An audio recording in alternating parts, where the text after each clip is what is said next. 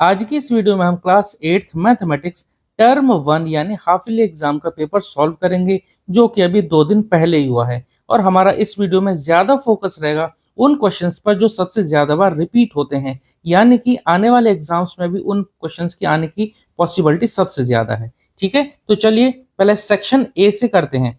Section A में सभी question 1 marks के हैं। तो क्वेश्चन नंबर 1 है द स्क्वायर रूट ऑफ 20.25। यहाँ देखिए 20.25 का स्क्वायर रूट निकालना है, डेसिमल नंबर है, तो ऑब्वियसली हमें डिवीजन मेथड ही अप्लाई करना पड़ेगा। तो चलिए पहले इसका डिवीजन मेथड से स्क्वायर रूट निकालते हैं। अगर आपको डिवीजन मेथड नहीं आता है तो कोई दिक्कत वाली बात नहीं, अभी आपको समझ में आ जाएगा। देखिए जिसका नंबर हमें यानी जिसका स्क्वायर रूट हमें निकालना होता है उसको हम यहाँ अंदर लिख लेते हैं 20.25। और क्या करते हैं, लास्ट से राइट साइड से हम पेयर बनाते हैं। एक पेयर जैसे ये बन गया, एक पेयर हमारा ये बन गया, दो दो के ही पेयर बनाते हैं। ठीक है, ये डेसिमल है। अब यहाँ पे हम वो नंबर लिखेंगे, जो नंबर लिखेंगे उसको अपने आप से मल्टीप्लाई करने पर 20 आए या थोड़ा सा कम रह जाए। ठीक है, अगर हम यहाँ 4 लेते हैं, सपोज मैं यहाँ 4 लेता हूँ, तो 4 को 4 से ही मल्टीप्लाई करूंगा। 4 को 4 से मल्टीप्लाई करेंगे तो 4 4 16 होता है, लेकिन 20 से तो कम रह गया ना। चलो अगर यहाँ 5 लिखते तब क्या होता, 5 को 5 से मल्टीप्लाई करते तो 5 5 25, जो कि इससे ज्यादा होता, तो फिर हम 5 नहीं लेते, इसलिए हमने यहाँ लिखा 4। तो 4 को 4 से मल्टीप्लाई करेंगे तो 4 4 जा 16। ठीक है, अब 20 में से 16 को माइनस करेंगे, 20 में 16 को माइनस करेंगे तो बचेगा 4। अब डेसिमल उतारने की बारी यहाँ आई, यहाँ हम डेसिमल नहीं उतारेंगे, डेसिमल लिखेंगे यहाँ ऊपर। ठीक है, और जो नेक्स्ट पेयर है 25 है, इस पूरे को ही हम यहाँ उतारेंगे। ठीक है, एक डिजिट नहीं, दोनों डिजिट ही हमें उतारनी होती है। अब नंबर बन गए 425। साथ में क्या करना है, जो ऊपर जो नंबर लिखा है ना उसको यहाँ लिख करके ऐड कर देना है। ठीक है, तो 4 + 4 कितना हो जाएगा, 8 हो जाएगा, और साथ ही हमें यहाँ डैश लगा देना है। ठीक है, डैश क्यों लगाया, क्योंकि यहाँ पर अब हमें एक ऐसा नंबर लिखना है कि वो नंबर इस 8 के साथ मिलकर 2 डिजिट नंबर बन जाएगा। इस 2 डिजिट को हमें इस नंबर से मल्टीप्लाई करना है, जो हम यहाँ लिखेंगे सेम नंबर से मल्टीप्लाई करना है, और आना चाहिए कितना 425, या फिर इससे थोड़ा सा कम रह जाए। अगर मैं सपोज 5 लिखता हूँ तो 85 बन जाएगा, तो 85 को 5 से मल्टीप्लाई करेंगे। देखो मैं आपको यहाँ पे एक बार मल्टीप्लाई करके दिखाता हूँ। जैसे 85 हम यहाँ लिखा, ये 5 हमने यहाँ लिखा 5, तो हमने यहाँ लिख दिया 5। 85 में 5 से मल्टीप्लाई करेंगे, क्या आएगा 5 5 25, 2 कैरी 5 8 या 40, 40 और 2 42। देखो आ गया ना 425। देखो 425 ही यहाँ पे, तो हम यहाँ लेंगे 85 बन गए। यहाँ पे हमने 5 लिखा तो ऊपर भी हम 5 लिखेंगे। अब आप सोच रहे होंगे कि मैंने तो डायरेक्ट निकाल दिया, आप कैसे निकालेंगे, देखिए बताता हूँ। 5 से यानी 85 को 5 से मल्टीप्लाई करें तो 425 आएगा, रिमाइंडर आ गया हमारा 0। देखिए यहाँ पर हमें यहाँ हमें चाहिए था 5, तो यहाँ हमें ऐसा नंबर से लिखना है कि जिससे मल्टीप्लाई करने पर लास्ट में 5 आए। सपोज मैं यहाँ 4 लिखता तो 84 हो जाता। 84 को जब 4 से करेंगे ना, देखो इस तरह से 84 को अगर आप यहाँ 4 से मल्टीप्लाई करते तो क्या आता, 4 4 जा 16। ठीक है, 1 कैरी, यहाँ पर इधर कुछ भी आता, लेकिन 1 प्लेस पे तो आ गया हमारा 6, जबकि हमें चाहिए था क्या 5। तो ऐसी ही डिजिट हमें लेनी होती है, जिससे कि पहले देखो आप ट्राई कर सकते हो एक एक करके, बाकी आप स्टार्टिंग ही ऐसी डिजिट से करें जिससे कि हमें लास्ट में हमें जो 1 प्लेस पे जो चाहिए वही आ जाए, तो और अच्छी बात होती है, क्वेश्चन हमारा आसानी से जल्दी सॉल्व हो जाता है। ठीक है, तो रिमाइंडर आ गया हमारा 0, आंसर आ गया हमारा ये, यानी कि 20.25 का जो स्क्वायर रूट आ गया वो कितना आ गया 4.5। ठीक है, यहाँ लिख देंगे 4.5। ऑप्शन देखते हैं हमारा ऑप्शन कौन सा है, फिर नेक्स्ट क्वेश्चन करेंगे। देखो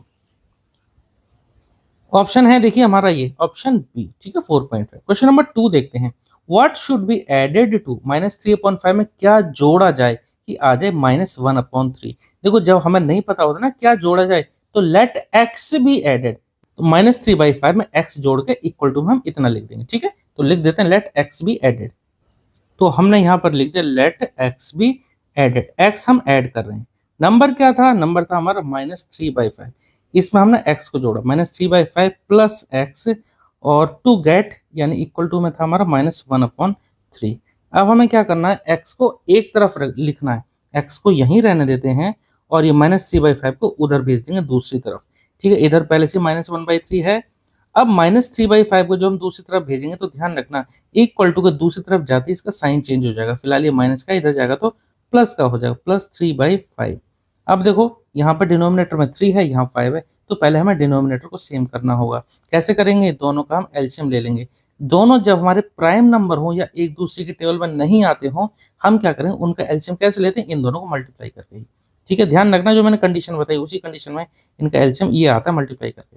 अब 3 में क्या मल्टीप्लाई करेगी 15 हो जाए, या फिर आप एक बात समझो, जब दोनों ही प्राइम नंबर है एक दूसरे के टेबल बन आता है तो हम इधर से इस तरह से क्रॉस मल्टीप्लाई करते हैं। 5 को -1 से करेंगे तो -5 आ जाएगा, प्लस 3 को 3 से करेंगे तो 3 3 9 आ जाएगा। तो 9 में से 5 को माइनस कर दो, या फिर -5 प्लस 9 है, एक माइनस का एक प्लस का। तो हमेशा ध्यान रखो, अगर अपोजिट साइन होते तो घटाते हैं, बड़े में से छोटा। तो 9 में से 5 गए तो 4 बचा, ठीक है। और साइन आएगा बड़े का, बड़ा क्या 9 है तो 9 से पहले प्लस का, तो प्लस का ही साइन आएगा, प्लस का लिखने की जरूरत नहीं है, आप ऐसे ही रहने दो, ठीक है। तो 4/15 अंडरस्टूड है कि यहाँ पे प्लस का ही साइन है। तो x की वैल्यू कितनी आ गई 4/15। ऑप्शन देख लेते हैं क्या आएगा।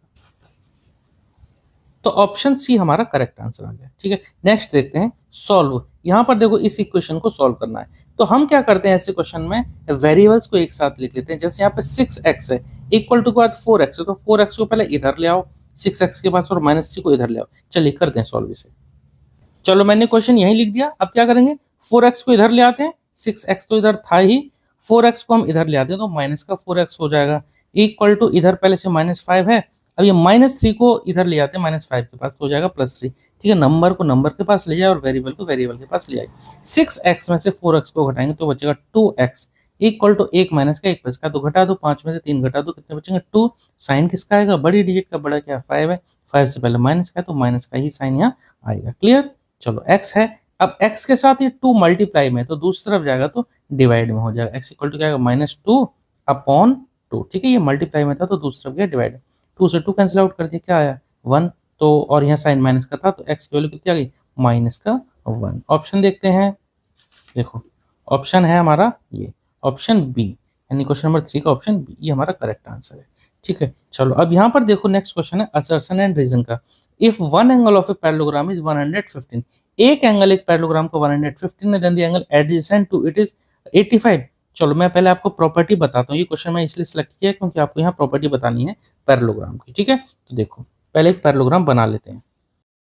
अब देखो यहाँ हमने एक पैरेललोग्राम बना लिया, ये अगर एंगल 115 डिग्री है, ये 85 डिग्री होगा, ऐसा क्वेश्चन में लिखा है असर्शन में। अब देखिए हमारी प्रॉपर्टी ये होती है कि जो एडजेसेंट एंगल है ना, इनका सम होता है 180 डिग्री। जरा चेक कर लेते हैं क्या 180 डिग्री आता है।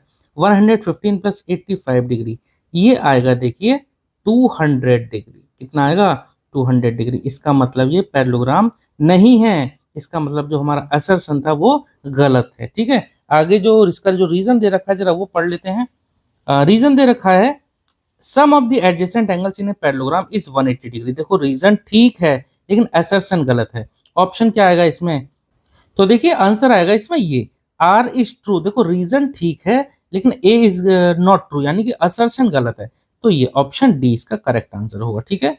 यानी कि एडजेसेंट एंगल का सम 180 डिग्री ही होता है, लेकिन अगर एक एंगल 115 है तो दूसरा 85 नहीं होगा, क्योंकि इन दोनों का सम 200 आ रहा है, ठीक है। चलिए नेक्स्ट क्वेश्चन करेंगे। क्वेश्चन नंबर 5 देखते हैं। A right triangle with sides 5 centimetre and 12 centimetre has hypotenuse of length 13 centimetre. एक राइट ट्रायंगल है जिसकी साइड है 5 है, 12 है और तीसरी साइड 13, ठीक है। आगे रीजन इसका दे रखा है by Pythagoras theorem the square of hypotenuse is the sum of the squares of the other two sides. देखो मुझे तो पता है कि 13 का स्क्वायर करेंगे तो 12 का स्क्वायर प्लस 5 का स्क्वायर के बराबर आएगा।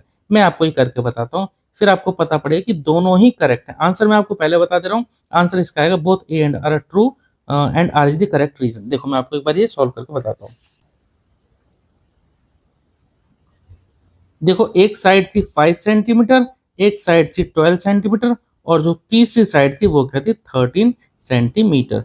अब देखिए अगर ये हमने एक राइट ट्रायंगल बना दिया, जो सबसे बड़ी साइड होगी ये होगी 13, और जो छोटी यानी कि जो दो बची हुई साइड है वो हम यहाँ लिख देते हैं, ये 12 और ये 5। यहाँ जरा चेक कर लेते हैं बड़ी साइड का स्क्वायर, 13 का स्क्वायर क्या हमारा 5 स्क्वायर प्लस 12 स्क्वायर के बराबर आएगा। चेक करते हैं, देखो 13 का स्क्वायर होता है 169, 5 का स्क्वायर होता है 25, 12 का स्क्वायर होता है 144। कैसे निकालोगे आप, 12 का स्क्वायर का मतलब 12 इंटू 12, 5 का स्क्वायर 5 इंटू 5, ठीक है। इस तरह से मैंने डायरेक्ट इनको लिख दिया है। अब इन दोनों को जोड़ोगे तो ये आ जाएगा 169 और ये 169 है, तो यानी कि LHS इक्वल टू RHS आ गया, इसलिए ऑप्शन ए हमारा करेक्ट है, यानी असर्शन और रीजन दोनों ही हमारे करेक्ट है, ठीक है। चलिए नेक्स्ट क्वेश्चन करेंगे।